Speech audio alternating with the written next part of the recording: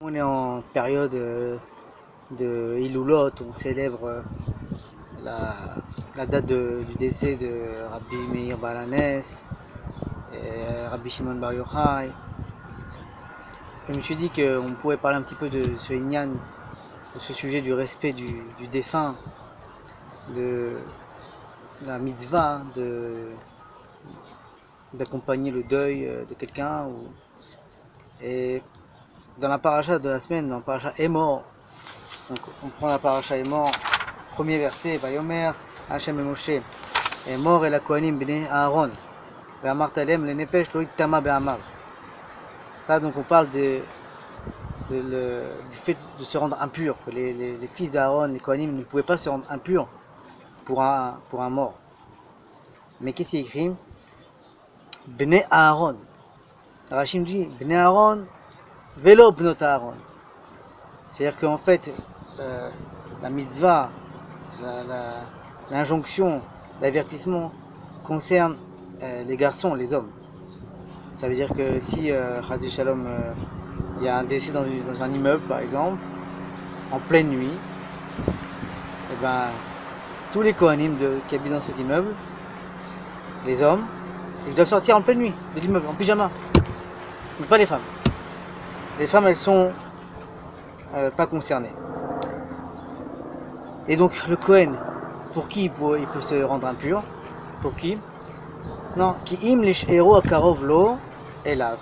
Donc il peut rendre pour 7 personnes. C'est qui? Imo, sa mère. Aviv, son père.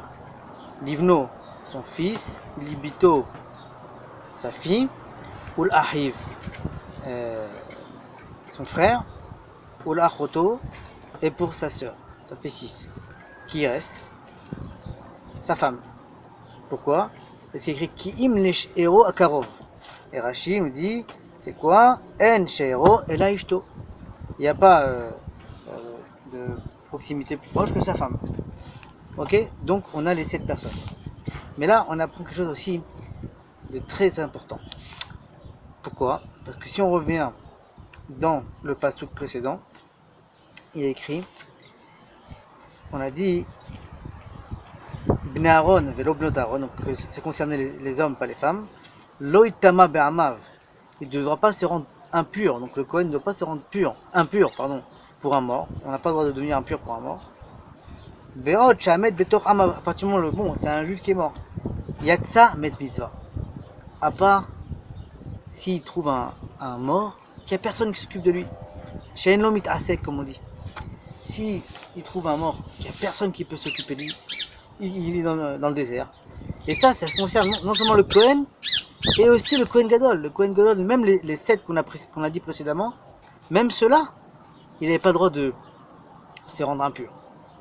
Ce qu'on a dit là, pour la mère, le père, le fils, la fille, et le frère, la sœur, ça c'est le Kohen normal. Mais le Kohen Gadol, même pour les proches, il ne pouvait pas se rendre impur. Et là on veut dire, non, met mitzvah. Pour un met mitzvah, pour un mort de mitzvah, à savoir qu'il n'y a personne qui peut s'occuper de lui, et bien même le Kohen et même le Kohen Gadol peuvent se rendre impurs.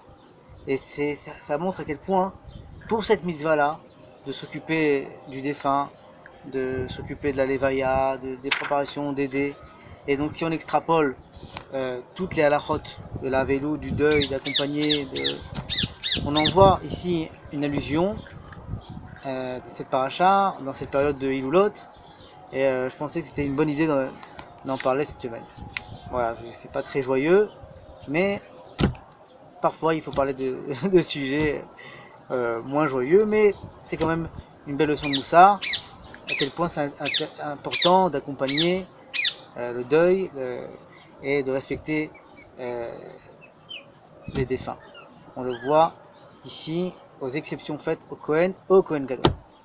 Voilà, à bientôt, Shabbat Shalom.